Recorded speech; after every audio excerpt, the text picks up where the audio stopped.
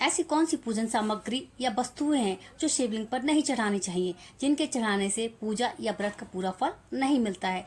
जय शिव शंभू, हर हर महादेव।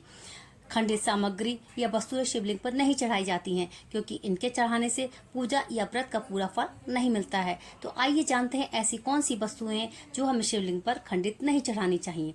चावल। शिवलिंग पर कभी भी खंडित चावल नहीं चढ़ाया जाता है। शिवलिंग पर हमेशा अखंड या साबुत चावल चढ़ाना चाहिए। बेलपत्र। शिवलिंग पर कभी भी कटा फटा टूटा बेलपत्र नहीं चढ़ाना चाहिए। बेलपत्र कभी भी खंडित नहीं होना चाहिए। शिवलिंग पर हमेशा अखंडित बेलपत्र ही चढ़ाया जाता है।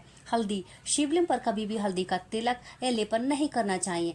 हल्दी की जगह चंदन, पीले चंदन का लेपन या तिलक किया जाता है। नारियल। शिवलिंग पर कभी भी खंडित, टूटा फूटा या तोड़ का नारियल नहीं चढ़ाना चाहिए। आप पूरा साबुत नारियल चढ़ा सकते हैं। शिवलिंग पर कभी भी टूटा या तोड़ का नारियल नहीं चढ़ाया जाता है और ना ही उसका पानी चढ़ाया जाता है। कुमकुम या सिंदूर। शिवलिंग पर कभी भी कुमकुम या सिंदूर का तिलक या टीका नहीं लगाया जाता है क्योंकि शिवजी तो बैरागी हैं, भस्म लगाकर रहते हैं, इसलिए शिवजी को कुमकुम या सिंदूर का टीका नहीं लगाया जाता है।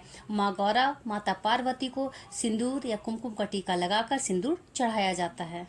शिवलिंग पर दूध से अभिषेक करते समय इस बात का खास ध्यान रखना चाहिए कि दूध जिस बर्तन में हो वह पात्र तांबे का नहीं होना चाहिए क्योंकि तांबे के पात्र में दूध विषैला हो जाता है, इसलिए किसी और पात्र से दूध चढ़ाया जाना चाहिए। शिवलिंग पर खंडित वस्तुएं क्यों नहीं चढ़ाई जाती हैं? शिवलिंग पर खंडित कोई भी सामग्री या वस्तु नहीं चढ़ाई जाती है। आइए जानते हैं इसके पीछे की कहानी। जब शिवजी ध्यान में थे तब माता पार्वती अपनी कुटिया में स्नान करने जाने वाली थी। इससे पहले उन्होंने अपने उपटन से एक बालक का निर्माण किया और उसके बालक के अंदर प्राण प्रतिष्ठा करके उस बालक को द्वारपाल की तरह स्नान गृह के बाहर बिठा दिया और कहा, कोई भी उनकी आज्ञा के बिना अंदर नहीं आएगा। माता पार्वती ऐसा कहकर कुटिया में स्नान करने चली गई। कुछ समय बाद शिवजी अपनी तपस्या पूरी करके कैलाश वापस लौटे। उन्होंने कैलाश पर देखा कुटिया के बाहर एक बालक जो उनके द्वार की रखवाली कर रहा था। शिवजी ने बालक से कहा, हट जाओ, मुझे भीतर जाने दो। बालक ने इनकार कर दिया क्योंकि ना तो बालक ही जानता था कि शिवजी उसके पिता हैं और ना ही शिवजी जानते थे कि उस बालक को माता पार्वती ने उत्पन्न किया है। बालक अपनी हट पर अड़ा रहा और उसने कहा, माँ ने कहा है जब तक मैं आज्ञा ना दूं तब तक कोई अंदर नहीं जा सकता। पिता और पुत्र दोनों ही हठी थे, दोनों ही अपनी बात से पीछे हटने को तैयार नहीं थे। दोनों में युद्ध होने लगा और क्रोध में आकर शिवजी ने उस बालक का शीश अपने त्रिशूल से काट दिया। माता को जब शोर सुनाई दिया तो बाहर निकल माता ने उस बालक का कटा हुआ शीश देखा। वे रोने बिलखने लगी।